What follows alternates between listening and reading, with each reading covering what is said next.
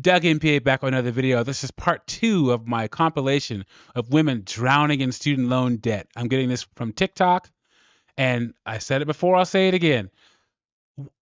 Excessive debt should disqualify a woman from serious relationship or marriage, guys.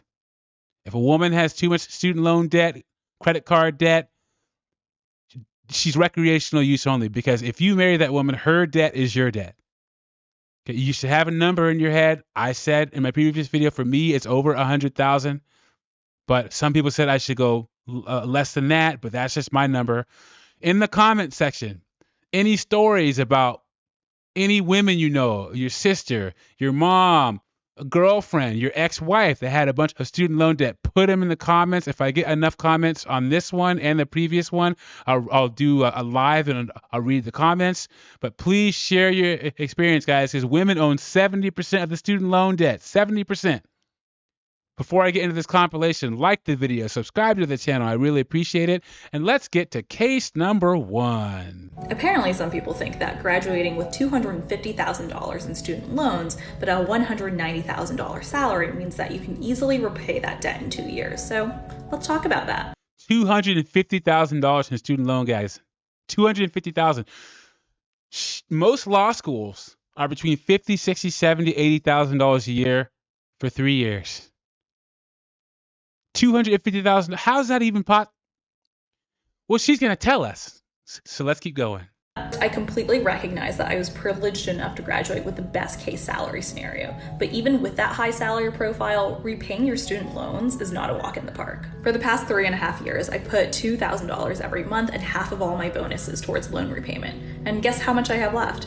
$175,000. That's right. I'm not even halfway done. $175,000, guys. You know that to raise a child from 0 to 18 in the United States will cost you $350,000 to $375,000. She almost has a child in student loan debt. But it's true I could be done already. My classmate, who paid off her debt the fastest out of anyone I know, did it in 3 years. But at what cost? She lived off of way less than she ever had before in her life. So, sorry to pause it again, but she said her friend who paid all of her debt off in 3 years, no new clothes, no vacations, no taxi Ubers, no investments. Like, women will not go down in lifestyle for anything, guys. They have to reward themselves. They won't go down in lifestyle for a significant other. They won't go down for a lifetime for a family. They won't go down in lifestyle for children, and they won't go down in lifestyle for debt. Life, while unfortunately working in an environment that really rewards lavish lifestyles and living. It takes a lot of mental fortitude to work those hellish hours as a junior associate and not want to buy yourself something nice every once in a while. Or apparently, and not want to buy yourself something nice every once in a while or go on vacation. Not when you have $250,000 worth of debt. That's your first priority. Gosh, guys. And this is going to be hanging around her neck for the foreseeable future. She has $175,000 left. Yikes.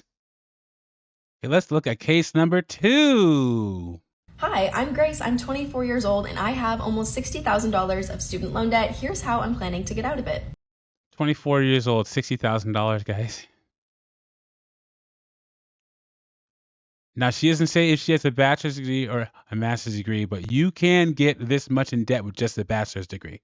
I've met people $120,000 in debt with just a bachelor's degree if you go to a private school or if you take out a bunch of private loans. My exact student loan debt total is $56,042. $28,682 is in 2 private student loans and $27,360 is what I have in federal student loans. Those private student loan guys, you got to watch out for those. Both of my private student loans have variable interest rates and my federal student loans all have fixed interest rates, of course, but none of them are accruing interest right now because of the forbearance. Believe it or not, this really high debt total actually doesn't scare me that much because when I graduated, I had almost $70,000 in student loan debt. And in the first year after she had $70,000, guys. $70,000. And it had to have been from just a bachelor's degree. Why would you go to school? She doesn't say what she got it in, but I guarantee you it's in the 5 that women always get theirs in. Criminal justice, sociology, psychology, social work, marketing. It's probably in one of those, and that's probably why she doesn't say it in this TikTok. After graduating, I put around $15,000 towards these loans to pay them off. Of course, the math doesn't quite equal out because of interest costs that have accrued in the meantime still, but that was a lot of money for me to put on there in 1 year after graduating. And based on my income, I know that I can definitely pay all this debt off in a couple of years, so I'm not like super duper worried about it. But I am using the avalanche method, and I have been doing that ever since I graduated. So I put surplus payments on the loan with the highest interest rate, which is one of my private student loans. And then once that loan is paid off, I'm going to take those surplus payments and redirect them to the next highest interest rate loan. And then Okay. So it sounds like she's getting it done. Hopefully, she's 24 right now. Hopefully, she gets it done before 30. Because remember, she has from 25 till about 30, 31. Those are her before she hits that wall. And she's an attractive, a mildly attractive girl.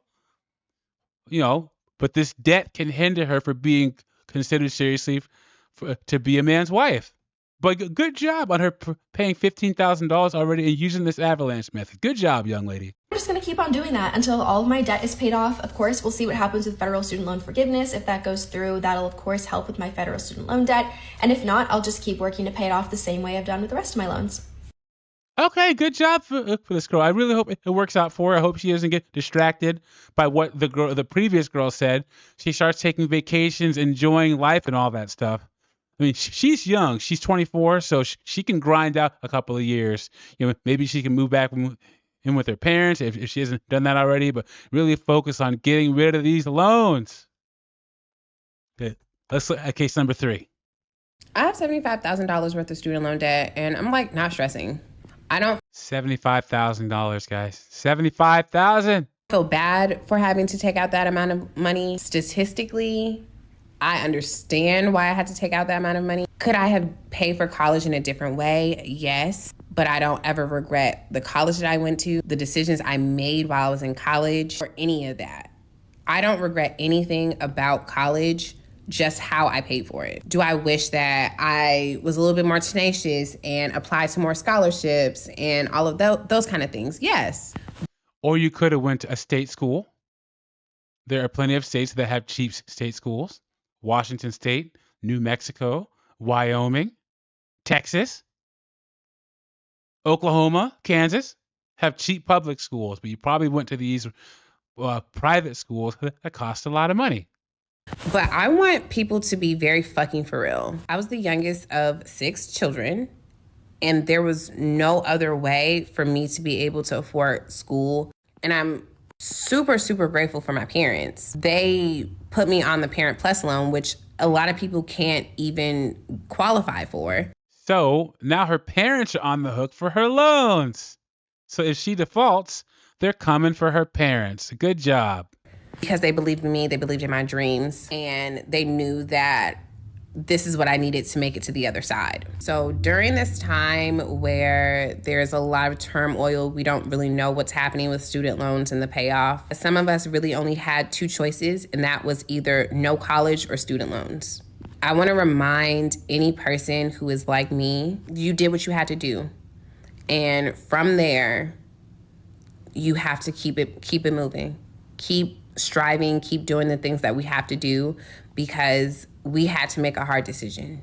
Yeah, you had to make a hard decision, and now you're economically unattractive. Now you have to pay for the consequences because men were not putting up with this. Women have most of the student loan debt. And I honestly think that these women sign these promissory notes thinking, oh, yeah, either I'm going to become a millionaire, which most of them aren't, or I'm going to find a man later who's going to help me pay these loans off. It's either one of the two. And as far as I'm concerned, in 2023, neither of those is happening. There is no shame in borrowing money because rich people do it all the fucking time. No. Holy shit. You guys, did you hear that?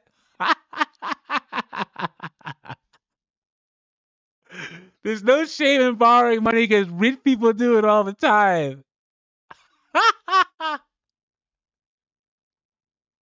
No shame in borrowing money to create the life that you need to in the long run. There's shame in borrowing money if you can't pay it back. That's the problem. There's shame in borrowing money when all you're banking on is for student loan forgiveness. It's a shame in borrowing money for getting some type of degree that's not going to make you any money. That is the problem. There's so many ways to navigate America's public university system without getting crushed by debt. And Black women are in the most student loan debt, bachelor's degree and master's degree. Economically unattractive. Guys, let me know what you think about this in the comments. Like the video, subscribe to the channel, and I will catch you on the next one.